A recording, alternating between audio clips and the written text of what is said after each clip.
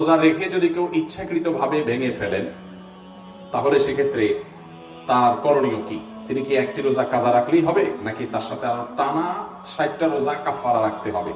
এটি ফোকায়ে কেরামের দুটি মত আছে। অনেক ফকিগণ বলেছেন যে শুধুমাত্র স্ত্রী সহবাস করলে যদি রোজা রেখে এবং এই জাতীয় কাজ করে তাহলে সেক্ষেত্রে তার জন্য রোজা কাজার পাশাপাশি কাফারা লাগবে। আর ওলামায়ে কেরামের মত হলো যে না, বরং যে কোনো ভাবে রোজা ভাঙবে, ইচ্ছাকৃতভাবে ঠান্ডা মাথায় যদি রোজা ভাঙে তাহলে সেক্ষেত্রে তার জন্য একটা রোজা কাজা এবং তার সাথে টানা 60টা রোজা কাফারা রাখতে হবে। মোট কয়টা রাখতে হবে?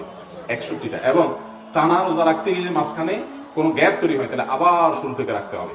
আর যদি এইভাবে টানা 60টা রাখার সক্ষমতা তার না থাকে তাহলে 60 জন মিসকিনকে খাদ্য দান করতে হবে। এর মাধ্যমে তার এই রোজার কাফারা আদায় হবে। রোজা রেখে ভেঙে ফেলা এটা খুব ভয়াবহ একটা বিষয়।